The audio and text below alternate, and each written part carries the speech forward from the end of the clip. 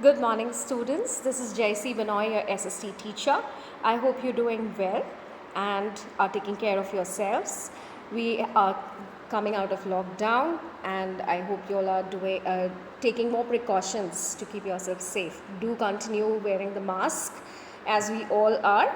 And every time you get out of the house, please make it a point to clean yourselves back again. Okay? So those are some things which you really need to take care of. Now, yesterday we had started with the revision video of when, where and how for grade 6, which is our first lesson. This video is a continuation part of the same lesson. Alright. So, yesterday we had learnt about what is history, who are historians, then we also saw the different periods in history, correct? Today we are going to learn more about what we also saw how civilizations existed during those phases of history, and how humans have evolved over a period of time, correct? So we also learned about how geography shaped India's past, and how different aspects of geography like the monsoons, the geographical location. Then we also learned about how travelers came and influenced our country's past, how traders, or how the monsoon brought the traders and invaders from different countries to our country. We also learned how people came from the mountain passes and have invaded or have come and settled in India.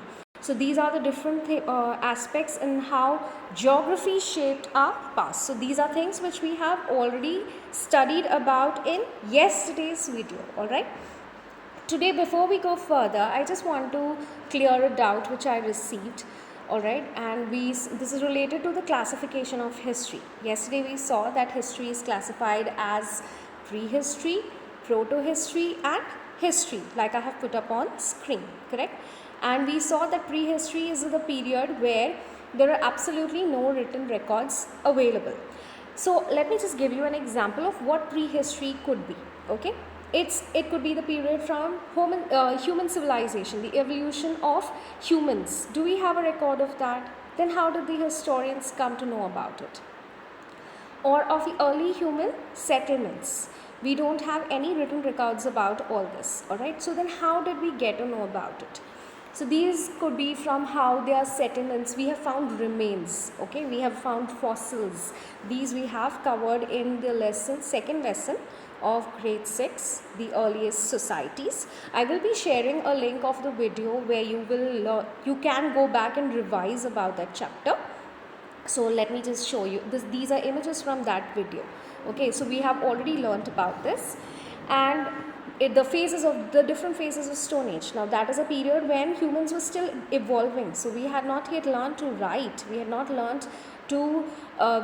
evolved that much. So the different phases of Stone Age, like you can see up on the screen, the Paleolithic society age, the Mesolithic or the Middle Stone Age, the Neolithic or the New Stone Age. These are the periods of human civilization which could be considered as a part of prehistory, alright, like we should have in the classification of history. I hope that clears out. Proto-history is the period where we have some sort of written records available. I hope you have made these, you have drawn a picture of this classification at home. So you could refer to that, and you could just write examples below this table that we have made, or chart that we have made, alright. So you could do that, you could add that. And also go back to this video for more clarity on what could be the different phase, what could be a part of prehistory. I have discussed this point in that video also. Now moving on to today's part of the video, okay. We are moving on with the lesson. So yesterday we had stopped at how geography shaped the history. Bakwas. उतना किया that Now, like we said, we already saw how geography shaped India's history. Please, like I said yesterday, keep a pen and paper handy so that we can you can write down the points that are being discussed in today's video. Okay, so let's just go ahead.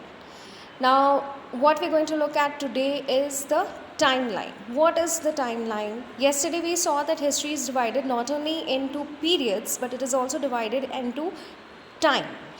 Like how, for reference, the BC, we saw BC, AD. Okay, what were these things? This is how we write the years, or it signifies what happened before Christ, what happened after the birth of Christ. So those are the things which we saw yesterday. Alright, so I've put up a timeline, but now why do we need timeline? Let's just look at that first. Okay, first of all, timeline is a tool which historians use to help remember dates. How can we remember what happened when? So we know that history is a set of events which are recorded in a chronological order. What does chronological order mean? It means that how the incidents occurred, they are arranged according to that sequence. So like 1 is followed by 2, followed by 3, followed by 4. Alright, so that's a chronological order. So similarly, like in this timeline, this is a world timeline. Okay, now we learnt yesterday that BC represents before Christ, and it can also be written as BCE.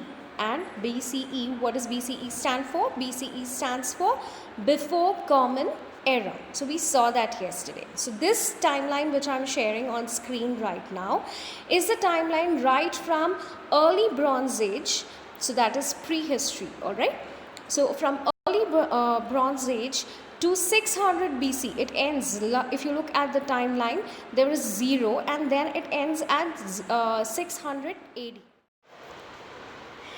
Now we've already revised what we had learned yesterday. So today we are going to revise about timeline and the sources of history.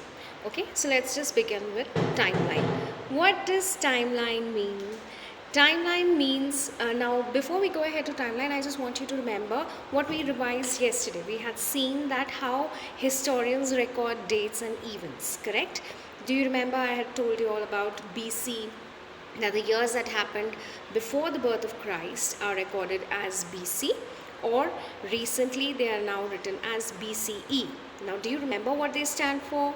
They stand for, BC stands for the years before Christ and or before common era, and the events that happened after the birth of Christ are recorded as AD. What does AD stand for?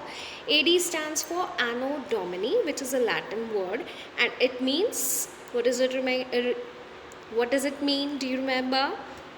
It means the year of a Lord. Alright, so that is about how dates and events are recorded by the historians, and this BC and AD bifurcation was done for the sake of convenience. Okay, so that becomes easier for us to record and understand what happened when, because otherwise history is a huge era or a huge period. It covers a huge period.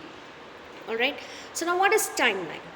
Timeline means, to make it more convenient, the historians have started recording the events and they write it on a number line sort of a thing, and it makes it easier for us to remember the dates that historians use, and it's a tool that historians use, and it is a display of lists of the events that happened in the sequence of what happened. All right, the events that occurred in past, actually how they occurred and what was the sequence of events. So for example, I've put up a timeline on screen for you, and this shows from early Bronze Age. Now this is a world timeline, so it refers to world civilization. Okay, so this is a timeline of right from BC, okay, before Christ. So 3300 BC, so that's the beginning for us over here. 7000 to 3300 BC is the approximate era of early Bronze Age, which was followed by the various civilizations and dynasties. So, and then finally we also had the year of birth of Jesus, which is considered as 0 on this timeline, and it ends, this particular timeline ends at 600 AD with the coming of Islam. That is where I've stopped this timeline. So what does it show? It shows, right, this is how the events occurred. So when did Bronze Age happen? It happened 3,300 years ago. All right, 3,300 years before birth of Christ. All right, so after that, what followed, and so on. All right, so that is how a timeline is represented. Now let us just look at India's timeline. What happened when in India's timeline? So this is how I have put it up for you. You can draw a number line and try to place these dates. And what will be your point of bifurcation? Your year 0 will be the year of birth of Christ, and anything that happened before birth of Christ will be written in the period of BC. So that is 7,000 to 3,300 BC was the Stone Age. So you point that number. Then you make another point for 3,000 to 1,800 BC as the Vedic age, and so on, followed by the birth of Mahavir. Then you had Gautam Buddha's arrival. Then you had the rise of the Mauryas and the Chandragupta dynasty in 322 BC, and so on, followed by Ashoka's reign in 272 BC, as you can see it up on screen, followed by AD. Let's come to AD. So I'm showing you both what happened up to BC and what happened after the birth of Christ. Okay, so what happened in the AD? So the first significant event that we can represent it with the rise of the Gupta dynasty, that was founded by Chandragupta king. All right, so that happened in AD 50. So these are the different events which happened, and we have to do it in a sequence. Can you put number 50 after 320? You cannot, correct? So it has to be in the sequence that they follow. So that is why the years are from AD 50. You have the dynasty of the Chandragupta, of the dynasty of the Kushans and the Kanishka dynasty in AD 320. Samudragupta conquered the northern part of India in AD 360, and so on to the Chola dynasty, where I have stopped my timeline of India, AD 985. Okay, now for just a quick question, do you remember what AD stands for? AD stands for Anno Domini, which stands for years that happened after the birth of Jesus Christ, and now they are written as CE. So you can write 985 AD as also 985 CE. What would that stand for? It would stand for 985 Common Era. All right, and what was the dynasty that reigned during that period? It was the Chola dynasty. So this is about the timeline. And why do we need timeline? It tells us the sequence of events in which the events occur. All right, so it tells us what happened first, what happened next, and so on. So that is a chronological order. All right, so this is about timeline. I hope you have understood it. If you have, please do draw a timeline and try to plot this number line and of India's history.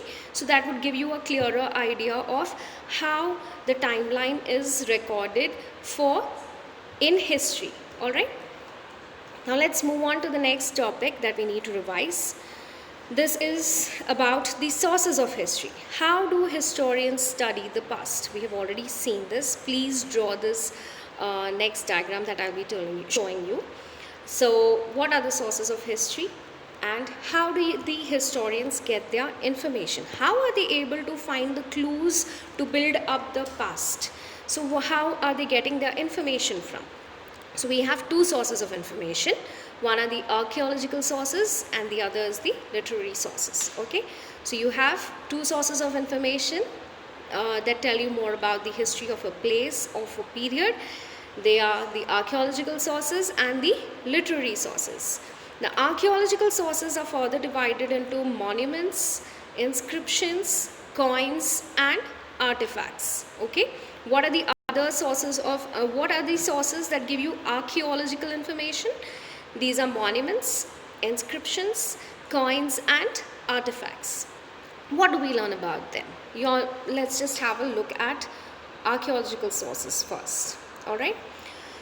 Now, archaeological sources, we begin with monuments. Monuments are old structures or old buildings that we find around ourselves. They're in our society, in our world. You have the temples, mosques, tombs, churches, cemeteries, forts, and stepwells. Okay, so all these buildings, old buildings that we see, are actually a huge source of information. All right, you look at old buildings and sometimes you desecrate them, you make them dirty. People think that what are these old structures for? I've seen many people being disrespectful towards these monuments. Actually, they need to be protected. Okay, why do we need to protect them? Because they are this huge source of information and they tell us what the kings like or what the society of those periods lived like. Okay, now how did they live? And it shows their richness, their growth. And don't you think it should be treated with respect? So these monuments are actually, next time you go to visit a monument, a temple, or a palace, all right, or any historical monument, a fort, okay, try to imagine, try to develop that, build up that past in your history. Like suppose you go to a fort that was built by Shivaji. You could imagine the stories that happened over there. All right, so these are different sources of history. You have they also tell you about the richness of the society, like I said. So like if you look at let's take the example of Taj Mahal. Now Taj Mahal, when you go, what do you see? You know that it is built made up of marble. You know who built it. How do you know that? Because there was a record of that. Okay, so we know that Shah Jahan, Emperor Shah Jahan, built the monument, built the Taj Mahal, and there are a lot of inscriptions on the monument. It is made of marble, and there is a lot of gems and stones that were used, and gold work that was done on the walls of the monument. So what does that show? To use marble, you need to have wealth, because it's not an inexpensive item. It is an expensive, it is costly. Even now it is costly. So in those days it would have been more expensive. So how was Shah Jahan able to afford this? It did not come free for him. He had to pay for it. Okay, so this marble was brought from a different place. So when it comes to you, he obviously had to pay for transportation. There were a lot of laborers who worked on the monuments. So these laborers were also being paid. They were not there for free. Okay, so what does that show? For a king or for an emperor to build such a structure, a lot of expenses have to be paid for, and the king had to have that capacity to pay. If he was not able to pay for it, do you think they would build such structures? No. So these structures are the evidence of the wealth or the success of those kingdoms, of those dynasties. All right.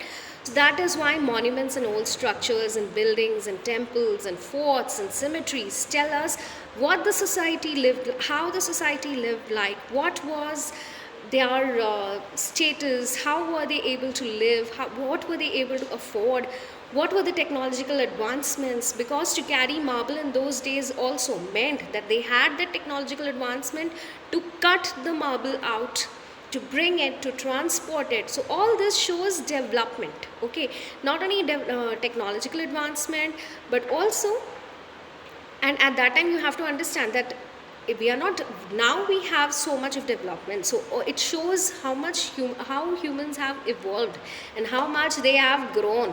Wait. Okay, now we move on to inscriptions. Inscriptions are writings on seals or walls that you find on these monuments. All right, so I told you about the monuments. Why I told you about it in so much depth was because you have to observe the inscriptions that you find on these monuments. You could find them in the caves. You would find wooden tablets around these forts. All right, there will be forts that would be, or temples which are which have stone pillars, or you have big stone tablets placed in these forts or buildings, and you find that there are a lot of images inscripted on it. So what does inscription mean? Inscription means that it is embedded on the building or on the walls. So these are images which you can see inside on the images. So that is an inscription. Now, do you remember in the beginning of this video I had spoken about prehistory, proto-history and history, correct? Now the Harappan inscriptions would be considered as an example of proto-history, okay? So please connect that, okay? Because Harappan inscriptions are a record of the, it is a written record, correct? And we learnt in the classification of history that you have written records available in proto-history, in the period of proto-history, which you cannot decipher, which you cannot understand. Okay, so Harappan inscriptions have not yet been interpreted yet. So this is an evidence of proto-history where we have written records available but we are not able to interpret them. Alright, so please write it down and build your table up. Okay. Let's move. These images are of inscriptions that are found in various periods of history. Again, many of these we have not been able to interpret, so they are all a part, they could be a part of proto-history. Now the next source, archaeological source of history, are coins. Now what are coins? You all know. Coins are the coins that we use as money, as currency. So the development, now these coins could be made up of metals like copper, bronze, silver, gold. And as period evolved, as history evolved, there were a lot of coins where you find the images of gods, kings, or of the year. It could show the king's reign. It could show which king reigned during that period. Reigned means ruled. So which king ruled during a particular period, or which gods and goddesses they followed. So these are images which you find on these coins. So that shows again technological advancement during that period, as well as who ruled during that period. And it also shows that there are different valuations, okay? Because if it was a gold coin, it would have a different kind of valuation. Copper could have a different kind of valuation. So it shows that there was bifurcation and the society was developed enough to come up with a system, currency system that could be used effectively, which we as humans have now developed, okay? Next archaeological source is artifacts. Artifacts are all things which are used by people, okay, are belongings of people. Now what are these old pieces of things? It could include pottery, jewelry, toys, seals, cloth. Yes, we find cloth also, okay, and other remains from these different things that are found in from the monuments which we have already discussed about earlier. Okay, so these are the different things that have been found, and they all put together help you build up on the past of that period. All right, so artifacts also tell you a lot about this, about the history of an era. Now the next bifurcation or source of history, like I told you all, apart from archaeological sources, are the literary sources. Now what are literary sources? Literary sources are written sources of information, okay, that are not a part of the buildings or the structures or the coins, pottery, jewelry. Apart from all this that we find, actual documents, written documents are called as literary sources. Now let's look at the literary sources. Now before I move forward, I want you to draw this diagram first and also write down of the points that we are discussing now. And also make a note, if you think of something else that can be added to these sources, then do feel free to add and get back to me. Alright. So now literary sources are divided into three kinds. What are these three kinds? So there's religious literature, foreign accounts, and secular literature. Religious literature is easy to understand because then it means it is related to the religion that the people of that country or of that place followed. Alright, now what for us in India, we have religious documentation or literature like the manuscripts that we have available. What are manuscripts? Manuscripts are books that were written by the people of that period. So you have manuscripts like Vedas, the Ramayana, Mahabharata, the Puranas, the Aranyakas. Now all these are sources of information which tell about how the society in these various periods lived, what were their values, what were their systems, how did they look at other people. All these are telling you the story of the societies that existed during the periods, but it has a religious connotation. Alright, so religious literature deals with the religion or the spiritual aspect of the society that followed during that period. What is secular literature? Secular literature is that does not have religious connotation. So it is not related to the spirituality of the people. It is rather the regular common day practices that people had. So how do we know about this, about these secular literature? So secular literature you can come to know by the rules and regulations that people had to follow, or there were different documents that showed how that reflected the economy of the people of that society or of the dynasties that followed. So you have rules and regulations by people. For example, you have the Dharma Sutras, then you have the Arthashastra that was written by Kautilya. Apart from this, you have the books written by Kalidas, Surdarka, Bhasa and Banabhatta. Okay, so you have all these information that you can get from all these books that you get from those periods, and they represent the secular literature. Final aspect of literary sources are the foreign accounts. And what are foreign accounts? Foreign accounts are obviously written by people who are not a part of your country. Okay, so we had in the previous video also I have told you all about how we have many travelers and invaders and migrants coming from different parts of the world and who have settled in India. Alright, so those travelers have also left behind accounts or information about their experience in India whenever they visited.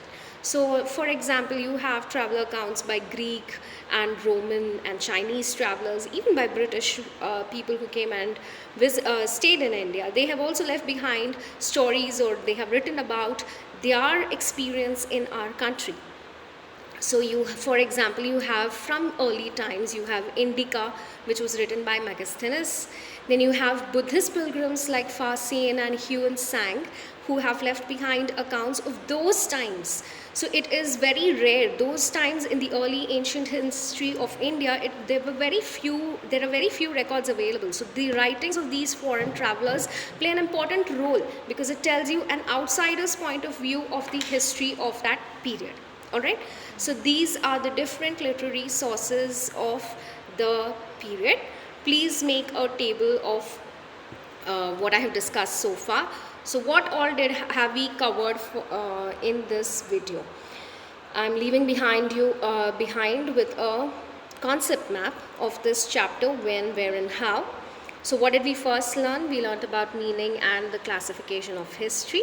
Then we had how dating and events of history is recorded, how it is done. So you have BC, AD, now considered as BCE and Common Era. Then we also learned about the sources of history. We learned that there are two types of sources of history: archaeological sources and literary sources. What are the archaeological sources? You have monuments, coins, inscriptions and artifacts. Now what were the literary sources? We had religious, secular and foreign accounts. So these are the things that we have revised in this chapter. Please go through it in detail.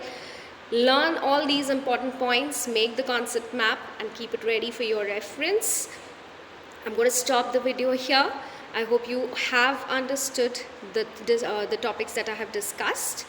Before winding up, you have to follow the instructions that I gave you yesterday.